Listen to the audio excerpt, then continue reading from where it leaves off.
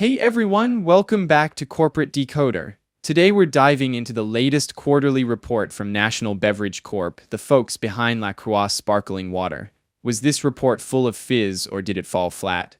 Let's find out. This report revealed a slight dip in sales and a big dividend payout that significantly impacted their cash. Did they make the right decisions? First off, this is a Form 10-Q, which is basically a quarterly checkup for publicly traded companies. They have to share details on their financial health with the Securities and Exchange Commission, or SEC, and by extension with us. This report covers the period ending in January 2025. Let's get oriented with the company. National Beverage Corp trades under the ticker symbol Fizz on the Nasdaq. As of March 4, 2025, they had over 93 million shares of common stock outstanding. This gives us a sense of the size and scope of the company we're analyzing. The report is split into two main parts. The first is about financial information, think balance sheets and income statements. The second part covers other important things like risk factors and exhibits. Let's get into it. This section gives us a snapshot of what the company owns, assets, and what it owes, liabilities at a specific point in time.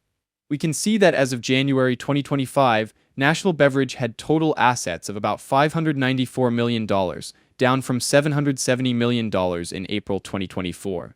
A big reason for the change, a large decrease in cash and cash equivalents, from roughly $327 million to about $149 million.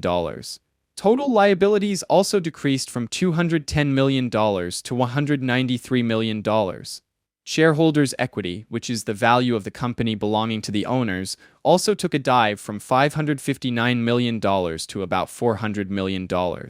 Moving on, the income statement shows how much money the company made and spent over a period of time. For the 3 months ended in January 2025, National Beverage's net sales were $267 million, a slight decrease from $270 million in the same period last year. However, the gross profit, which is revenue minus the cost of sales, actually increased to $99 million. For the 9-month period, net income was approximately $142 million, up from $133 million the year before. Earnings per share, or EPS, which is a key measure of profitability, came in at $1.52 for the 9 months. This is up from $1.42 last year. It signals more profit per share, which is always good. The statement of comprehensive income includes things like unrealized gains or losses from investments or foreign currency changes that don't show up on the income statement. This section tells a slightly different story. Comprehensive income was almost $144 million for the 9 months, compared to about $136 million last year. This suggests that while net income was good, there were other financial factors at play. This statement shows the changes in the company's ownership structure during the period. The most notable thing here is a massive decrease in retained earnings from $535 million to $372 million. The company paid out a dividend, returning money to shareholders and decreasing their cash reserves. This is where we see the real movement of cash in and out of the company. National Beverage's cash position decreased about $178 million during the 9 months of 2025. This compares to an increase of about $119 million in the same period last year. The big difference was financing activities, which used up $303 million in cash this year, mainly from paying dividends. The notes provide important details about how the company prepares its financial statements.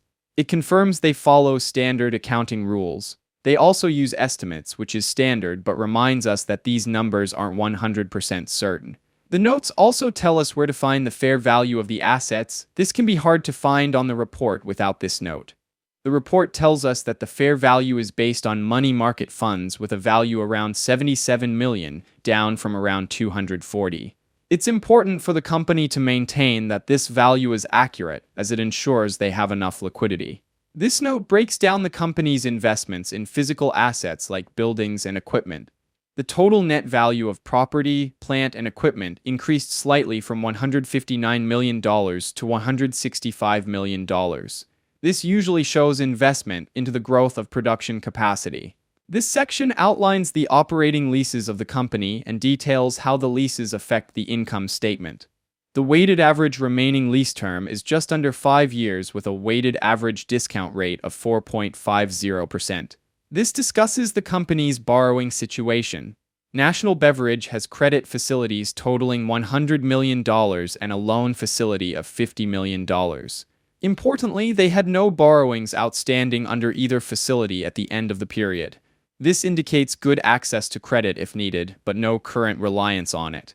To hedge risks from changing prices of aluminum, National Beverage uses aluminum swap contracts, and the report details how these contracts impact the income and balance sheet. Here, we get a look at any transactions the company has with people or entities closely connected to its leadership. The chairman's company, Corporate Management Advisors or CMA, receives a management fee equal to 1% of net sales. These fees totaled $8.9 million for the 9 months.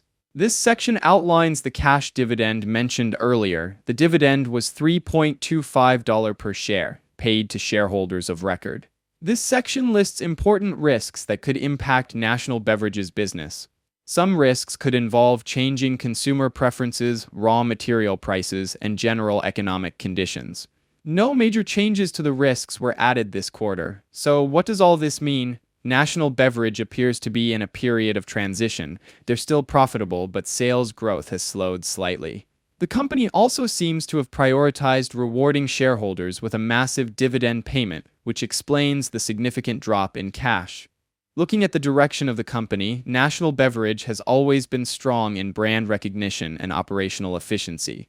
The company appears well managed and understands how to maintain strong relations. However, a potential weakness could be that they seem to be rewarding investors while inventory remains constant, perhaps hindering further growth. Notable opportunities for the future could involve further international expansion or perhaps expansion to other product offerings, which may include beverages or snacks. Notably, the risks the company mentioned are pretty standard for their industry. So, is National Beverage a buy? I'd say proceed with caution. Keep an eye on sales trends and how they reinvest their profits after that big dividend payout. Thanks for watching. If you enjoyed this deep dive, please give us a like, subscribe for more corporate decodes, and let us know in the comments which company you'd like us to investigate next.